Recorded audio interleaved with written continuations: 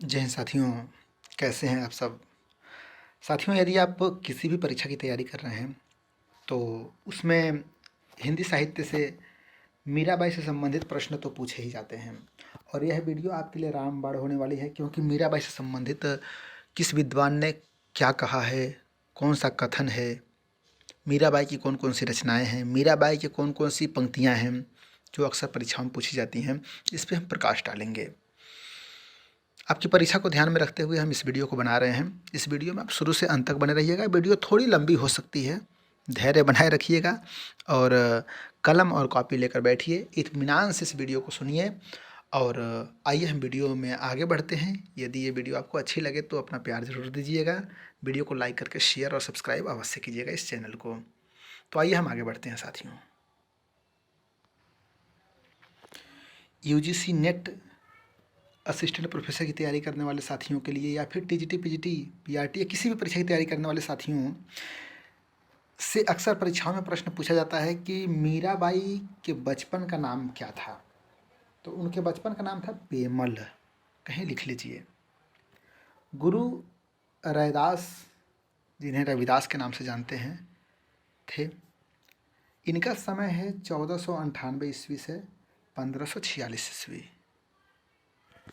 कृष्ण भक्त कवयित्री हैं और इनका विवाह मेवाड़ के भोजराज से हुआ था। मीराबाई की प्रमुख रचनाएं कौन कौन सी हैं, इस पे हम ध्यान देंगे। मीराबाई ने स्फुट पदों की रचनाएं की हैं। विद्वानों ने इनकी लगभग प्रामाणिक पुस्तकें मानी हैं। कौन कौन सी? गीत गोविंद की टीका, नरसी जी का मायरा, सतभामानु रूसड़, नरसी मेहता नी हुंडी, राग सोरठा के पद, मलार राग, रुक्मिणी मंगल, स्फुट पद, राग गोविंद, मीरानी गरबी। ये सारी रचनाएं किसकी हैं? ये सारी रचनाएं मीराबाई की हैं। अनेक विद्वानों ने मीरा के काव्य का संकलन किया है।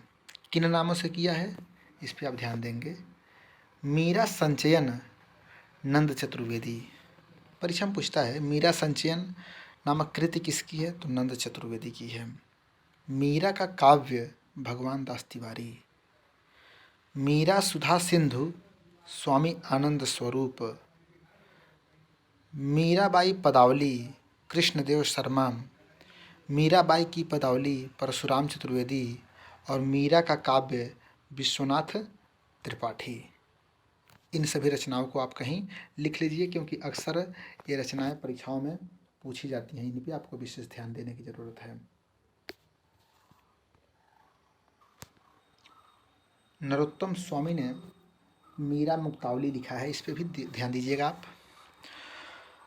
भावों के अनुरूप आत्माभिव्यंजना का जो उत्कर्ष मीरा के पदों में मिलता है, वह विद्यापति, कबीर, सूर, तुलसी के पदों में नहीं मिलता है। मीरा के पद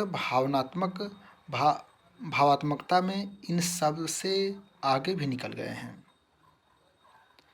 मीरा के पदों में आध्यात्मिक भावना भी है। विद्यापति के पदों में प्रेम अनुभूति की अभिव्यंजना है, जो मीरा के अभिव्यंजना के सामने फीका पड़ जाता है। जिस तरह सूरदास के पदों में भाव का संगीत सुंदर समन्वय है, ठीक वही गति मीरा के पदों की है। तुलसीदास के पदों की तरह मीरा के भी पदों में विचारात्मकता के साथ व्यक्तित्व की छाप है। मीरा के काव्य में एक रूपता नहीं है। उनकी भाषा में क्या है? राजस्थानी, ब्रज, गुजराती और पंजाबी शब्दों का मिश्रण मिलता है, परंतु ब्रज भाषा का प्रयोग बहुत संपन्न है। कहीं कहीं खड़ी बोली की विभक्तियों का रूप भी मिलता है।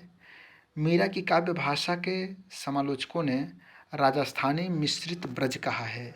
मीरा की भाषा को क्या कहा गया है? राजस्थानी ब्रज मिश्रित ब्रज कहा गया है। मीरा के काव्य पर सगुण निर्गुण दोनों साधनाओं का प्रभाव है। इनकी भक्ति माधुर्य भाव की भक्ति है। मीरा प्रेम की साकार प्रतिमा है। सुमित्रानंद पंत ने पल्लव की भूमिका में इन्हें राजपूताने के मरुस्थल की मंदाकिनी तथा भक्ति के तपोवन की शकुंतला भी कहा है। इन पंक्ति पे विशेष आपको ध्यान देने की जरूरत है। इन पंक्तियों पे राजपूताने के मरुस्थल की मंदाकिनी किसने कहा है? सुमित्रानंदन पंत ने पल्लव की भूमिका में कहा है। तथा भक्ति के तपोवन की शकुंतला भी कहा है। भक्ति के तपोवन की शकुंतला किसने कहा है? पंत जी ने पल्लव की भूमिका में। मीराबाई के पदों में पूर्ण समर्पण, उल्लास, ममता, विश्वास, अभिमान, प्रभिमान, प्रेम आदि मिलता है। अक्सर आचार्य रामचंद्र शुक्ल के कथन पूछ लिए जाते हैं। शुक्ल जी ने मीरा के संदर्भ में कहा है कि मीरा ने भी राम की बहुरिया बनकर अपने प्रेम भाव, कबीर ने भी राम की बहुरिया बनकर अपने प्रेम भाव की व्यंजना की है, पर माधुर्य भाव की ऐसी व्यंजना सभी भक्तों द्वारा न हुई है, न हो सकती है। पुरुषों के मुख से वह अभिनय के रूप में निकलती है, उसमें वैसा स्वाभाविक भोलापन, वैसी मार्मिकता और कोमलता आ ही नहीं सकती। पति प्रेम के रूप में ढले हुए भक्ति रस ने मीरा को संगीत धारा में जो दिव्य माधुर्य बोला है, वह भाव के हृदयों की ओर कहीं शायद ही नहीं मिले। यह कथन शुक्ल जी का है। परशुराम चतुर्वेदी के इस कथन पे आप विशेष ध्यान देंगे। मीरानुमोदित उच्च दार्शनिक एवं आध्यात्मिक सिद्धांतों के अनुसार माधुर्य भक्ति में कदापि लौकिक दोष संकुल नहीं कही जा सकती। वह सर्वस्वानुभूति है, सर्वस्व के अतिरिक्त उसमें कुछ नहीं है। मीरा की भक्ति में आत्मानुमोदित अनेक तत्व सहज ही प्राप्त होते हैं, लेकिन उनकी भक्ति उन सबसे भिन्न माधुर्य भक्ति है। उन्होंने स्वाकीय रूप में अपने को स्थापित कर नारी सुलभ सभी बातों को स्वाभाविक अभिव्यक्ति दी है। माधुर्य भक्ति के तीनों अंग रूप वर्णन, विरह वर्णन तथा आत्मसमर्पण मीरा के पदों में मिलता है। रामेश्वर शुक्ल का एक कथन है जिस पे आपको ध्यान देना है। शुक्ल जी कहते हैं, रामेश्वर शुक्ल जी, कि मीरा की वेदना के पीछे कुचले हुए एक स्वप्न एवं प्रेम दग्ध हृदय की विकलता है। मीरा ने संसार की तुलना चौपड़ के खेल से की है। यह प्रश्न बन सकता है कि मीरा ने संसार की तुलना किससे की है? तो चौपड़ के खेल से की है, क्योंकि चौपड़ का खेल कुछ देर चलता है फिर समाप्त हो जाता है। उसी प्रकार संसार की वस्तुएं कुछ समय रहती हैं फिर नष्ट हो जाती हैं। सही बात है। मीरा के पदों में रहस्यवाद के भी दर्शन होते हैं। रहस्यवाद के भी दर्शन होते हैं। अब आपसे एक मैं प्रश्न पूछना चाहूँगा, ये जो दर्शन शब्द है, यहाँ से क्या ये वाक्य सही है? आप हमें बताइए सोच के। देखिए, यहाँ पे पीडीएफ में जो कुछ भी लिखा गया है, यहाँ पे त्रुटियाँ हैं, गलतियाँ हैं, और आपसे परीक्षा में भी ऐसे ही पूछा जाता है। दर्शन जो शब्द है, ये दर्शन शब्द बहुवचन होता है अपने आप में।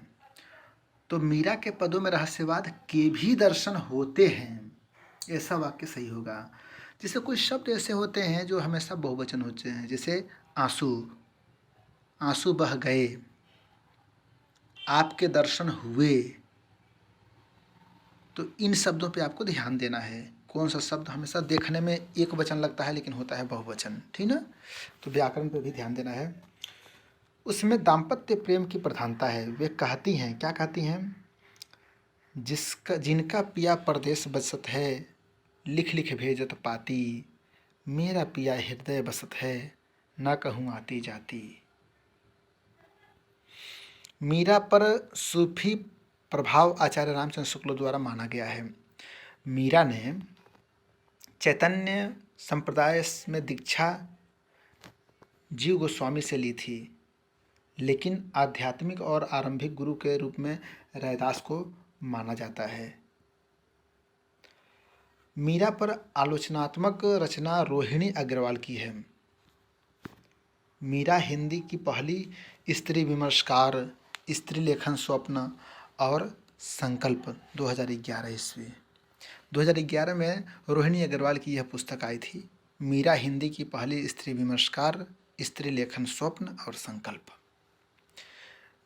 मीरा की प्रेम साधना रचना भुवनेश्वर प्रभुनाथ मिश्र की कृति है। मीरा ग्रंथावली कल्याण सिंह शेखावत की रचना है। मीराबाई बचपन से ही कृष्ण के प्रति प्रेम भाव रखती थी। एक बार उनकी माता ने परिहास में मीरा से कहा कि गिरधर ही उनके दूल्हा हैं, और बाल मीरा ने इससे ही मान लिया और अपना मतलब कि आराधना करने लगी। माँ ने मजाक मजाक में कहा कि यही तुम्हारे सब कुछ हैं, दूल्हा हैं। मीरा ने उसे मान लिया। आपके लिए ये रचनाएं बहुत महत्वपूर्ण हैं। इन रचनाओं पे आप ध्यान देंगे और ये भी परीक्षाओं में अक्सर पूछे जाते हैं। मीरा ने सती प्रथा और पर्दा प्रथा का भी विरोध किया है। मीरा अधिक समय भक्तों के संगत में बिताती थीं। घर वालों को अच्छा न लगा वे मीरा को जहर देकर मारना चाहते थे। फिर मीरा पर घर छोड़कर वृंदावन चली गईं। मीराबाई ने तुलसीदास को एक दोहा लिखकर भेजा और यह बहुत ही लोकप्रिय पंक्ति है, इस पे आपको विशेष ध्यान देने की जरूरत है। मीरा ने लिखा कि स्वाति श्री तुलसी कुलभूषण दूषण हरण गोसाई, बार ही बार प्रणाम करहूँ अब हरहु शोक समुदायी। तुलसीदास ने मीरा के इस पद का जवाब निम्न पदों के माध्यम से दिया। जाके प्रिय न राम वैदेही, सो नर तजिय कोटि बैरी सम, यद्यपि परम स्नेही। यह तुलसीदास की पंक्ति है मीरा के लिए। साथियों, डॉक्टर नगेंद्र की एक पंक्ति है जो अक्सर परीक्षाओं में आती है। मीराबाई का काव्य उनके हृदय से निकले सहज प्रेमोच्छ्वास का साकार रूप है। यह कथन डॉक्टर नगेंद्र का है। मीरा का काव्य उन विरल उदाहरणों में है जहाँ रचनाकार का जीवन और काव्य एक दूसरे में घुल मिल गए हैं। रामस्वरूप चतुर्वेदी की पंक्ति है। पूनम कुमारी ने मीरा पर एक आलोचनात्मक ग्रंथ की रचना की है जिसका शीर्षक है स्त्री चेतना और मीरा का काव्य। यह किसका आलोचनात्मक ग्रंथ है? पूनम कुमारी का ग्रंथ है। इस पे आपको ध्यान देना है। पूनम कुमारी का ही एक कथन है कि मीरा की स्त्री चेतना आधुनिकता के सारे प्रचलित प्रतिमानों से दूर रहते हुए भी आधुनिक और प्रासंगिक है।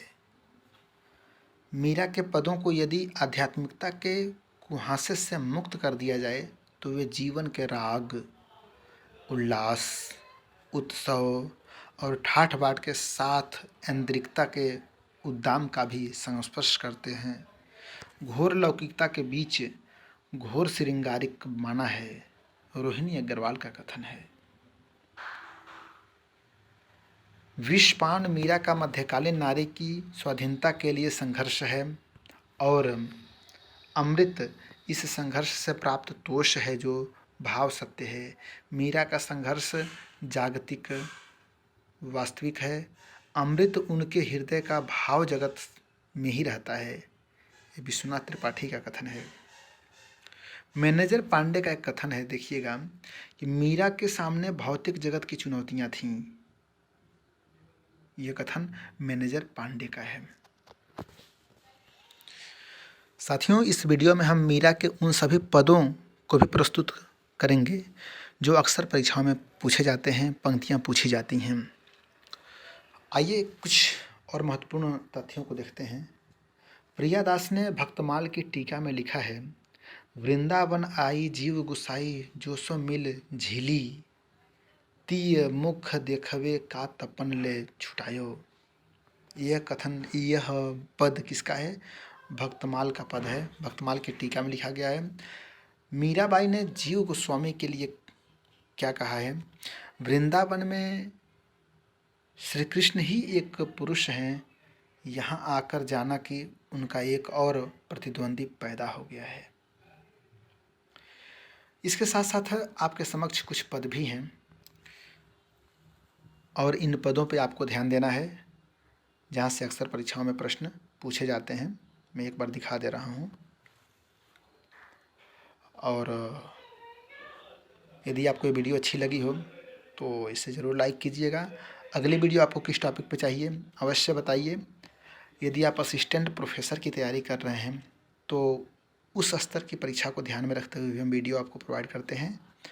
और हर परीक्षा जैसे टीजीटी, पीजीटी, पीआरटी से संबंधित भी वीडियो मैंने अपने यूट्यूब चैनल पे अपलोड कर दी है। इन पंक्तियों को आप देख लीजिए और इनके महत्वपूर्ण पंक्तियों को हम चाहें तो पढ़ सकते थे, लेकिन अनावश्यक रूप से वीडियो लंबी हो जाएगी। आप एक बार देख लीजिएगा खुद से। चलिए फिर मिलते हैं एक शानदार वीडियो के साथ। तब तक के लिए बहुत बहुत धन्यवाद। अपना ख्याल रखिए। आपको अगली वीडियो किस टॉपिक पे चाहिए ये कमेंट बॉक्स में ज़रूर टाइप कीजिए। शुक्रिया।